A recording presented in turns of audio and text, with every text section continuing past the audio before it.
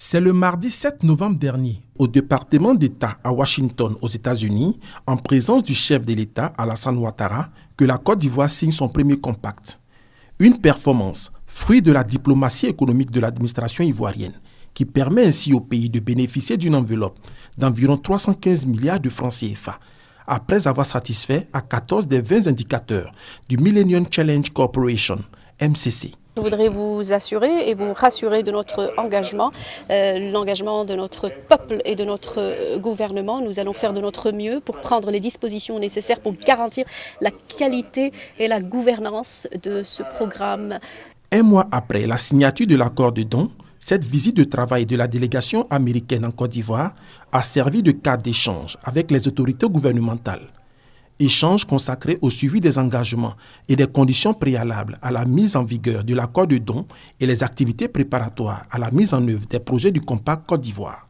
À sa sortie d'audience avec le Premier ministre Amadou Gon Coulibaly, Kiet Kim, vice-présidente adjointe du MCC pour l'Afrique, a félicité le gouvernement ivoirien pour la signature du Compact. Je suis sûre que tout le monde ici est pressé de voir les résultats de cet investissement de 525 millions de dollars. Donc, je suis ici pour féliciter le gouvernement et pour vraiment remercier tout l'appui que le gouvernement a fait, surtout l'excellence le Premier ministre. Le Premier ministre a rassuré la délégation américaine sur le respect des engagements pris par le gouvernement dans le cadre de la mise en œuvre du programme. Tous les engagements pris par le gouvernement seront respectés. Il y avait par exemple au titre de ces engagements la restructuration du conseil d'administration du fonds d'entretien routier.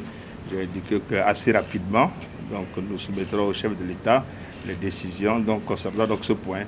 Il y a la mise en vigueur par une ratification de l'accord qui a été signé. Donc là aussi, j'ai indiqué que rapidement, cela passera en conseil des ministres et que cela sera soumis aux autorités compétentes pour prendre les décisions.